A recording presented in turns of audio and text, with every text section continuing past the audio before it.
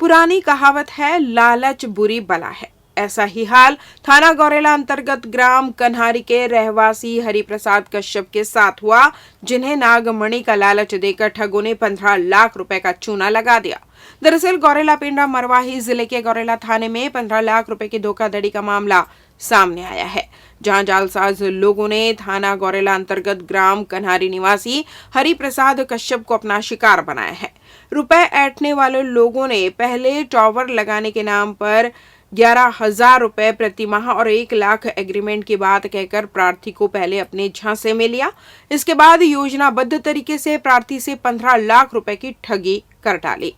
जालसाजी करने वाले बड़े शातिराना अंदाज में प्रार्थी को टॉवर लगाने के नाम पर अपने जाल में फंसाया।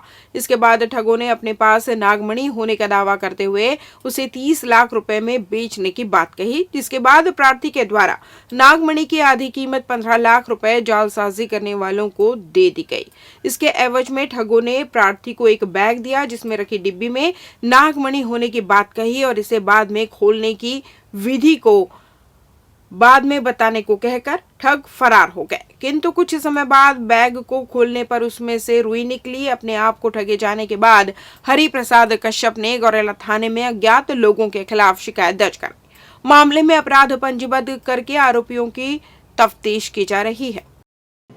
गौरेला थाने में ग्राम कन्हारी का एक प्रार्थी ने आकर के रिपोर्ट की कि उसे टावर लगाने के नाम पर 2 लोगों ने झांसा दिया था और उसे टावर लगाने और किराए देने इत्यादि और मोटी रकम देने के झांसा दे रहे थे। उसी दौरान एक और जो उनका साथी है, उसने अपने पास नागमणि होने का झांसा दिया। उसके एवज में जो है प्रार्थी से 15 लाख रुपए भी ले लिए और बाद में जब उसे मणि नहीं मिली तब उसने पुलिस को रिपोर्ट की कि वह धोखाधड़ी का शिकार हो गया है, 15 लाख उसके चले गए हैं। पुलिस ने तत्काल इसमें FIR दर्ज कर लिया है और आरोपियों की पता तलाश की जा रही है।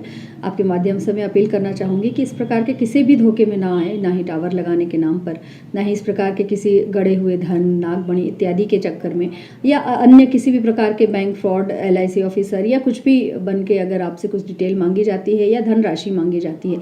जैसे यहाँ एक FIR हुआ था जिसमें लोन दिलाने के नाम पर प्रार्थी को स्वयं लोन चाहिए था, लेकिन उससे लोन के एवज में 5 लाख रुपए ले लिए गए।